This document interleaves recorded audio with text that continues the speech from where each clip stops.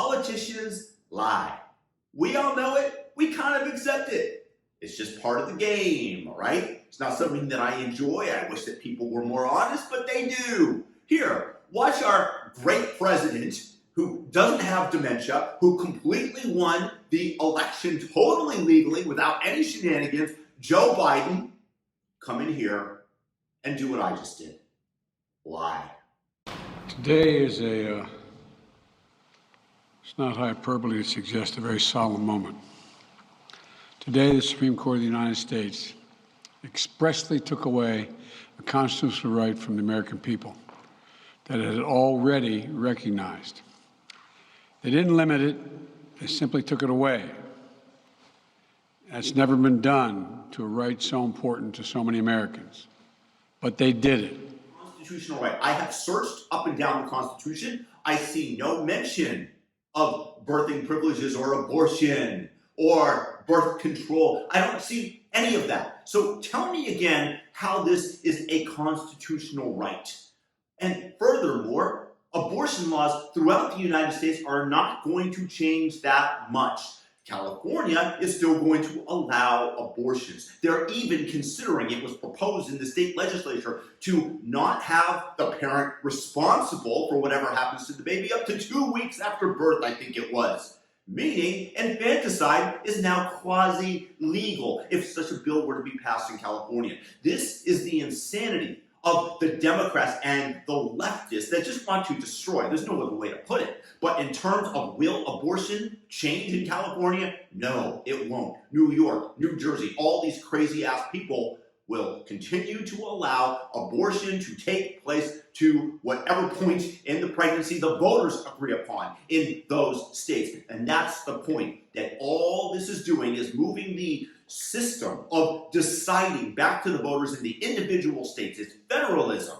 This is the purpose, because you have a competition between states and one can easily flee. I left California. California no longer comported to my values. I went for a lower tax state where all my income wasn't going to be wasted by Gavin Newsom and his progressive policies of flying in people, for example, that would want an abortion and having me pay for it from another state. I did not feel that that was a good use of my tax money. Again, federalism allows for the competition between states so that what they offer the individual American citizen is different. And the same thing applies here with the abortion laws. So the question is, why do politicians like AOC, Joe Biden, state that you've lost a constitutional right when they know that it is false? Maybe in AOC's case, in fairness, she doesn't, because she's not the brightest bulb in the house.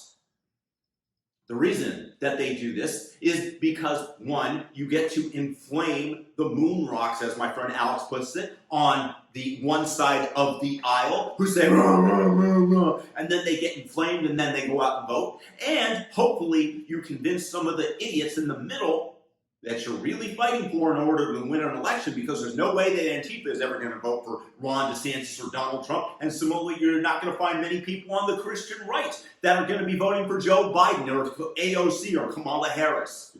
So the fight is over the middle. Yes, you do inflame your base in such a way. Yes, you do get the money pouring in because, hey, your constitutional rights are under attack. A complete lie, once again.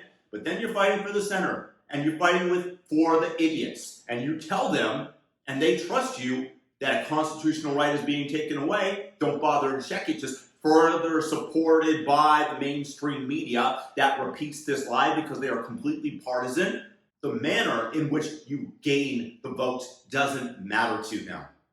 It's not a system like ancient Rome had or Greece, where you had to have a lot of skin in the game and maybe be a property owner to vote. Everybody gets to vote, and in some ways that's a good thing because everybody is affected by the policies enacted by the nation, but most people do not have the time or are too stupid to fully investigate the matter. And you just inflame them, and then they affect the people in the middle, and they pull them to one side or the other. And you tell them that the other side is completely evil, that they have no morals and scruples, which in my opinion does apply to at least one of the parties, Team Blue today, who supports the 2020 summer riots of BLM.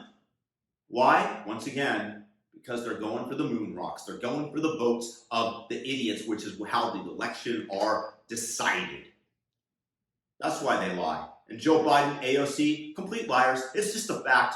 It's not a constitutional right. This is a good thing because it sets the precedent of moving decisions back to the states so that we can have a healthy competition and not be under centralized control of the federal government that, of course, would have enacted horrible COVID policies had they had the opportunity, had there not been pushback. And then you become like China. Then you have one centralized authority that locks people in their houses for weeks at a time, that uses drones to take pictures if you go out onto your balcony without wearing a mascarilla, a mask over your face. Even though you're alone, they have drones taking pictures, debiting it from your bank account. This is the dystopian future that these people desire. And I want a decentralized government, which is why I'm totally in favor of this decision. Me personally, I'm actually okay with abortion up to a certain time, very begrudgingly, or in the case of rape and incest. But I'm perfectly okay with that being decided at the state level. And not much is going to change. They're just weaponizing it in order to gain votes. Liar, Joe Biden as usual, and AOC. Peace and blessings. Thumb up the video, subscribe, hit the notification bell if you do. Peace out.